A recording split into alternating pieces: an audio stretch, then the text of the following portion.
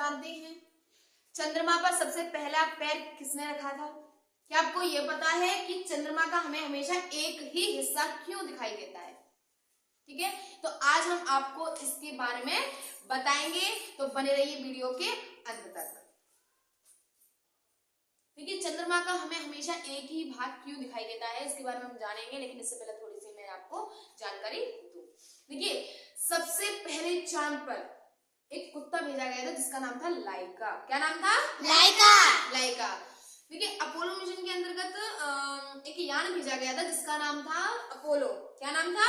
Apollo. उसमें दो व्यक्ति भेजे गए थे जिनका पहला नाम है हमारा नील आर्मस्ट्रॉन्ग और दूसरे थे हमारे एडविन एडरलिन। ठीक है, पहले क्या नाम था? नील आर्मस्ट्रॉन्ग और दूसरे थे हमारे एडविन एडरलिन। समझ में आया? तो ये दो व्यक्ति भेजे गए थे। देखिए, क्या था, जो चांद पर जो यान भेजा गया था उसमें दो व्यक्ति जो थे उनमें से सबसे पहला पैर नील आर्मस्ट्रॉन्ग ने रखा था। सबसे पहला पैर किसने रखा था? नील आर्मस्ट्रॉन्ग ने। सही है, इन्होंने सबसे पहले अपना पैर रखा था। उसके पीछे से एडविन एडरलिन उतरे दोबारा। ठीक है, दूसरी तरफ वो उतरे।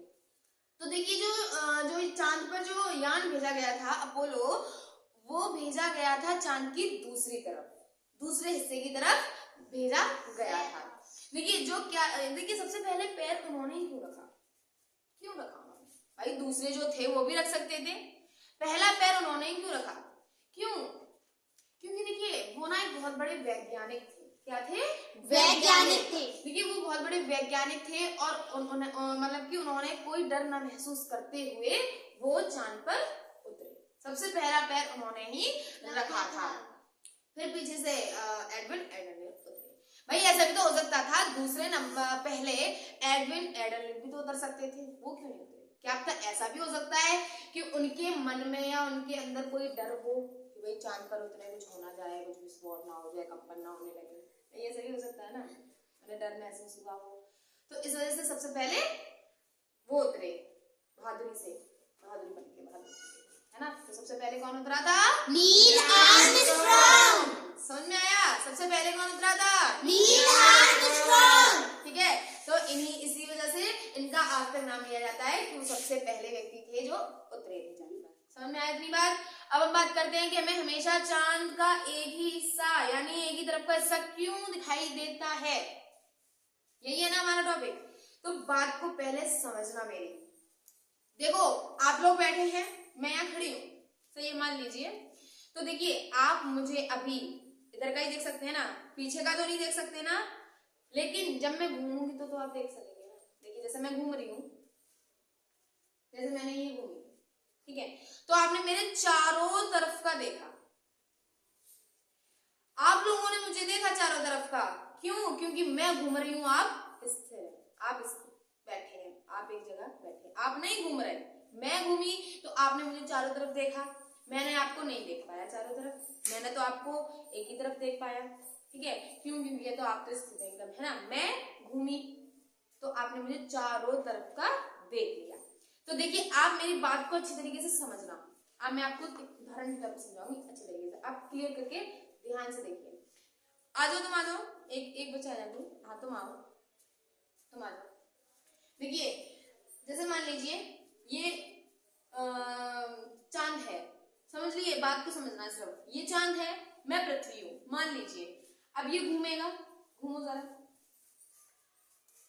ये घूमा, मैंने इसका चारों तरफ का देखा ना, आगे से, पीछे से, दाएं बाएं से, सब जगह से मैंने चारों तरफ से मैंने देखा। क्यों? क्योंकि मैं खड़ी हूं अपनी जगह पर और ये घूम रहा है। क्या घूम रहा है? तो मैंने इसे चारों तरफ से देख लिया, इसने मुझे नहीं देख पाया चारों तरफ से, उसने मेरा सिर्फ एक ही हिस्सा देखा। तो क्या है, अब हम दोनों घूम के दिखाएंगे। बच्चों घूमो जरा। देखिए, हम उसी कंडीशन में आए ना, ठीक है, हमने यहीं से लगातार घूमना स्टार्ट किया था और उसी जगह पर हम आ गए। समझ में आया ना, बात को समझना, उसी जगह पर हम आ गए। तो ऐसे क्या है, ये पृथ्वी, ये चांद था, मैं पृथ्वी थी, ऐसा ही था।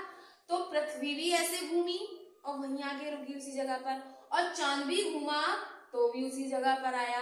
तो इससे क्या हुआ, इसने भी मेरी वही साइड देखी और मैंने भी इसकी वही साइड देखी। इसने ना मेरी पीछे साइड देखी और ना मैंने इसकी पीछे साइड देखी। तो इसी तरीके से चांद और पृथ्वी का है, समझ में ना, इसी तरीके से चांद और पृथ्वी का है। क्या होता है कि जब ये जो चांद है, ये जो चांद है, पृथ्वी पर जब हम रहते हैं, हम पृथ्वी पर ही रह रहे हैं, हम भी पृथ्वी के साथ घूम रहे हैं, तो पृथ्वी जब घूमती है तो चांद का पीछे का हिस्सा नहीं देख पाई, सिर्फ आगे का देखा। और जो चांद पर होगा वो पृथ्वी का पीछे का नहीं देखेगा, वो आगे का देखेगा। क्यों? क्योंकि पृथ्वी भी घूमी इस तरीके से तो वहीं आकर रुकी, और चांद भी जब घूमा तो वो भी उसी जगह आकर रुक गया। तो इसी तरीके से चांद और पृथ्वी का है।